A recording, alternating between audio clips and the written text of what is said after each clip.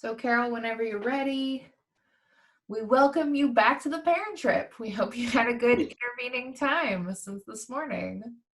I did. Thank you. Thanks for Hello. welcoming me back. Of course. Am I still blurry halfway down, or Oh, you did look that? great. No.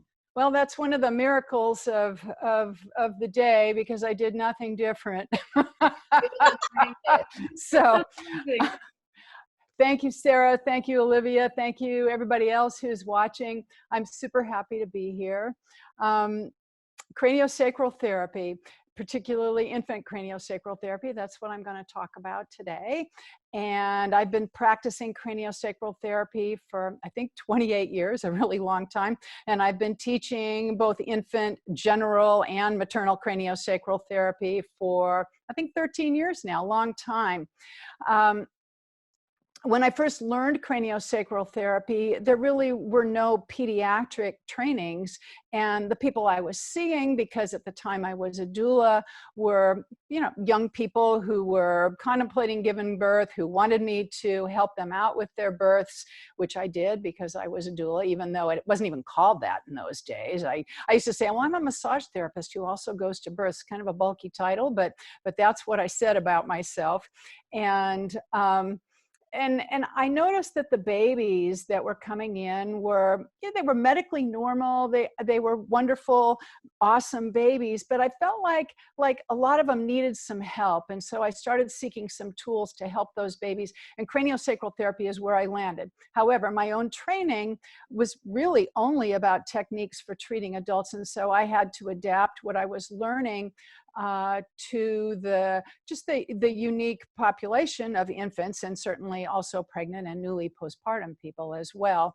And eventually I realized I developed a body of work and people were lobbying me to teach. And so I began teaching other people at first to treat infants, and that's branched out into general and also perinatal craniosacral therapy trainings that I conduct for people.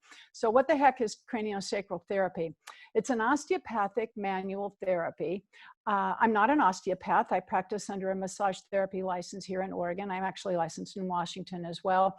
And the techniques that I use are within my scope of practice. People sometimes wonder, well, if you're going to treat my baby, are you only going to touch the cranium and the sacrum? And well, no, it's a full body type of technique. Originally, the early osteopaths, of course, osteopathy is a discipline that developed in the United States. And so early osteopaths and were taught the British model of anatomy that holds that our cranial bones are fused and our heads are like coconuts, and there's no opportunity for movement beyond a certain age. And so they didn't develop any techniques at first for the cranium, for the head. And so there were some osteopaths, though, notably someone named William Sutherland, who came along and said, well, that's not really right. If I take a skull and I scoop out the brains and flip it upside down and put it in the sink and fill it with dried beans and then fill it with water, when I come back in the morning, it's going to be in pieces, even if it's an adult skull. And so these bones actually do move throughout our lifetimes. And not only that, they move on their own. That's that craniosacral rhythm that people may have heard about, that moving on its own thing. There are lots of rhythms in the body, and that just happens to be one of them. So it's a full body technique. It's just that the early cranial osteopaths said, wait a minute, we're adding the head into this project too, not just the rest of the body, which is where they started out. So that's essentially the genesis of craniosacral therapy.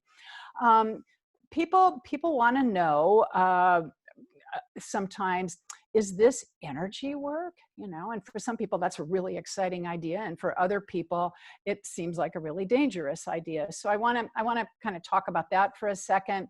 We all go beyond the skin. My favorite example is I'm at a party, I'm at the food table, I get that sense that there's somebody behind me looking at me. I turn around and there is that person.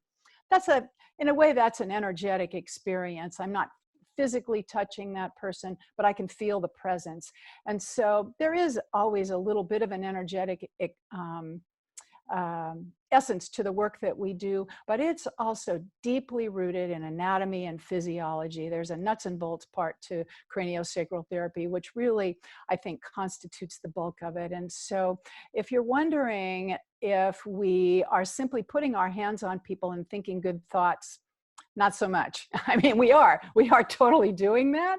And we are holding presents for people, in this case, babies. But there's also a structural aspect to it that is the foundation of the work that we do.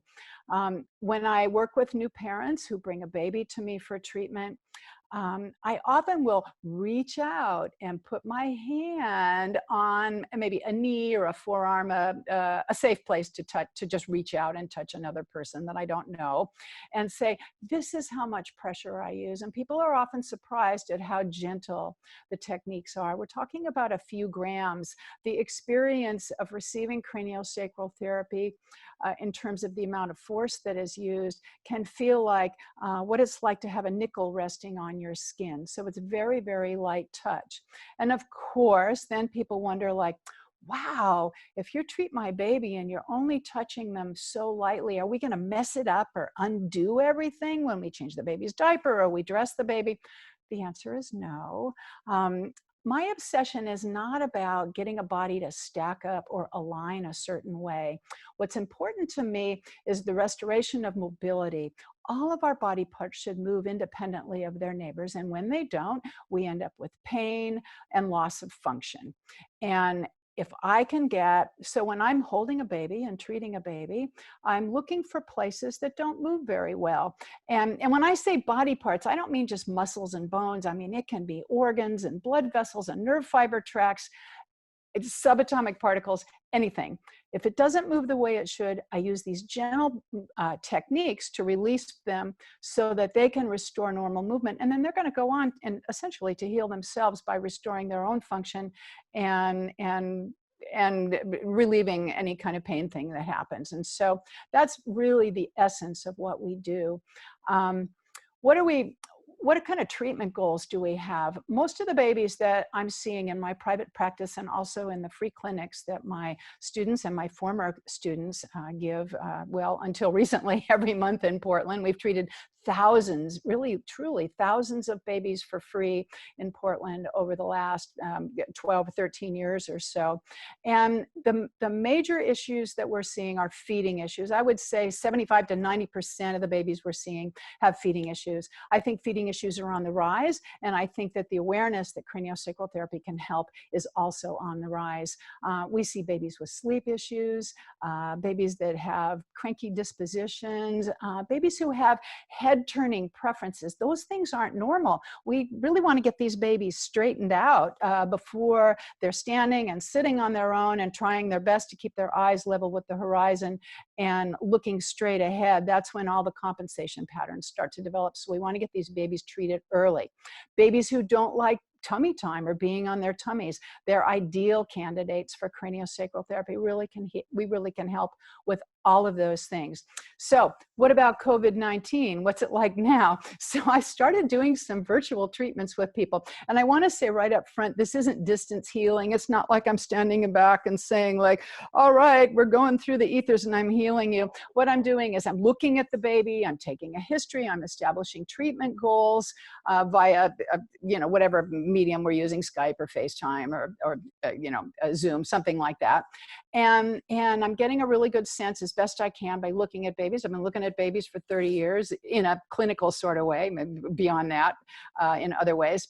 And I actually teach the parents technique via this virtual platform that they can do with their babies at home. Certain amount of the technique is actually hands-on. Some of the technique is therapeutic activities, like how to make tummy time work for these babies so that they like it.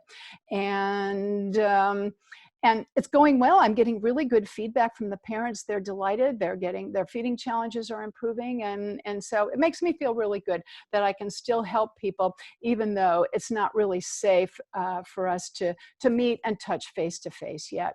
So I think that that's all I have to say. I know that I have a time limit on this, and I'm happy to answer any questions. And again, I'm really grateful for the opportunity to speak with anyone who's listening and watching, and stay safe and stay well. I love you. Bye. Carol. You've been so great. That was just awesome information. So thank you for joining us today. You're welcome. My pleasure. All right, I will get Carol's info back up on the screen again so y'all can get to it. There we go. We had her info up very briefly before we invited her to come join us. I mean, she knows her stuff. That was awesome.